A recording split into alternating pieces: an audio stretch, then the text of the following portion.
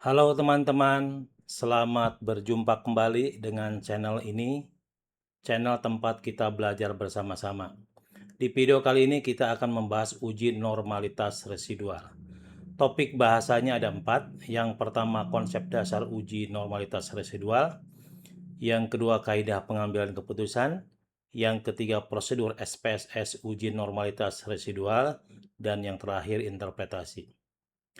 Pertama, konsep dasar uji normalitas residual.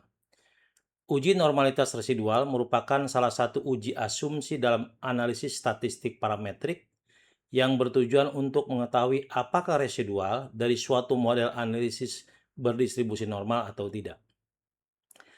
Normalitas residual merupakan asumsi penting pada analisis yang termasuk ke dalam general linear model, seperti regresi linear, ANOVA faktorial, ANCOVA, MANOVA, MANCOVA, dan mixed ANOVA.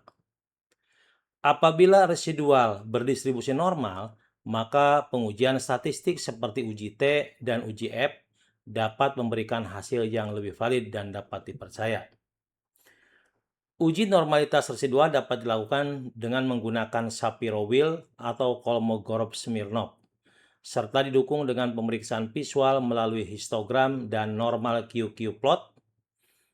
Uji Shapiro-Wilk umumnya lebih direkomendasikan untuk ukuran sampel yang relatif kecil karena memiliki daya uji yang lebih tinggi, sedangkan uji Kolmogorov-Smirnov lebih sering digunakan untuk sampel ukuran yang lebih besar. Berikutnya, kaidah pengambilan keputusan.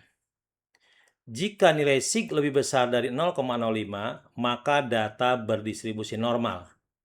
Dan sebaliknya, jika nilai sig lebih kecil sama dengan 0,05, maka data tidak berdistribusi normal.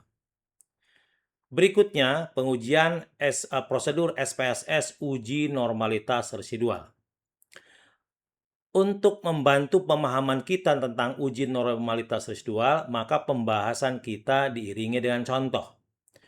Contoh dalam video ini adalah pengaruh motivasi belajar terhadap nilai geografi dengan N atau responden sebanyak 15 orang. Sekarang kita lihat datanya yang sudah di tabel Excel itu. Nah, ini data yang sudah dipersiapkan. Ini nomor itu nomor responden ada 15.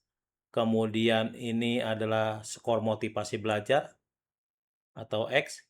Kemudian ini nilai ujian geografi atau Y. Oke. Ini kita blok saja untuk dikopikan ke SPSS. Ctrl C. Selanjutnya kita buka SPSS. SPSS yang kita pergunakan sekarang versi 27. Tapi Anda bisa menggunakan apa saja, tipe berapa saja, karena pada dasarnya relatif sama. Ini kita minimize.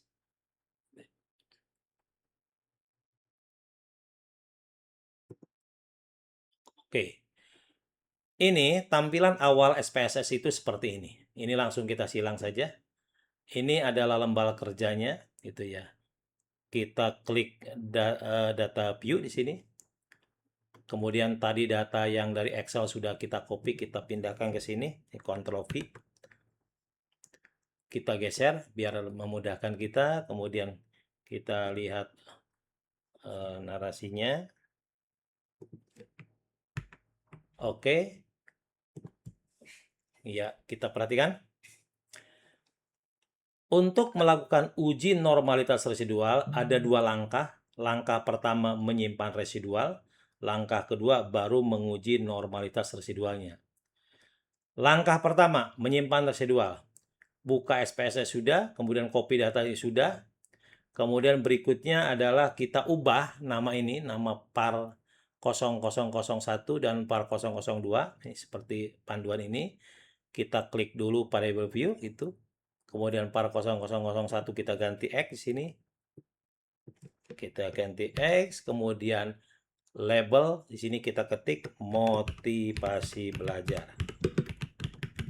Oke, kemudian ini measure data, ini adalah skala. Kemudian ini par 002 kita ganti variable Y.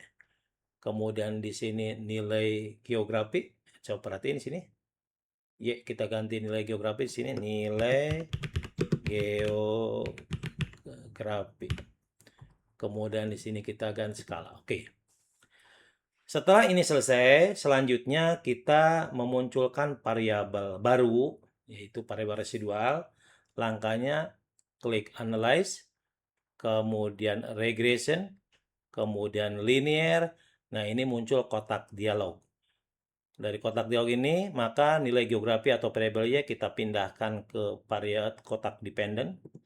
Kemudian untuk motivasi belajar kita pindahkan ke independen. Ya. Oke. Setelah itu, kemudian kita klik save.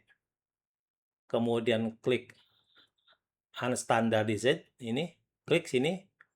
Kemudian continue, kemudian oke. Nah, inilah muncul nama variabelnya. Ini kita minimize saja. Ini variabelnya adalah res atau residual 1. Oke. Kemudian, nah ini artinya langkah pertama menyimpan residual sudah selesai, ya. Sudah muncul variabel baru, gitu ya. Nah, kemudian kita masuk ke langkah kedua. Jadi langkah kedua adalah menguji normalitas residual. Klik Analyze, kemudian Descriptive Statistik, kemudian Explore. Nah, ini muncul kotak dialog seperti ini. Kemudian variabel baru yang muncul itu, ya, res1 itu kita pindahkan ke kotak dependent list. Seperti ini.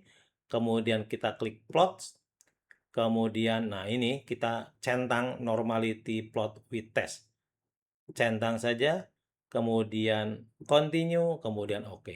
Oke ya. Nah, ini adalah tabel outputnya. Oke. Namanya test of normality. Tolong perhatikan. Ini adalah variabel baru tadi yang muncul. Variabel residual namanya. Kemudian adalah metode uji normalitas residual.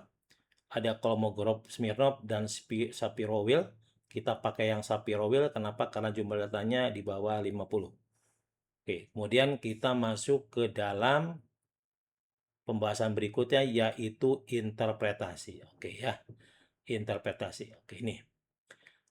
Interpretasi, bicara interpretasi, maka kita harus melihat kaidah pengambilan keputusan. Jika nilai sig lebih besar dari 0,05, maka data berdistribusi normal.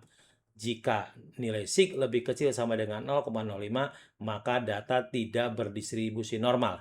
Sekarang perhatikan, ini ya.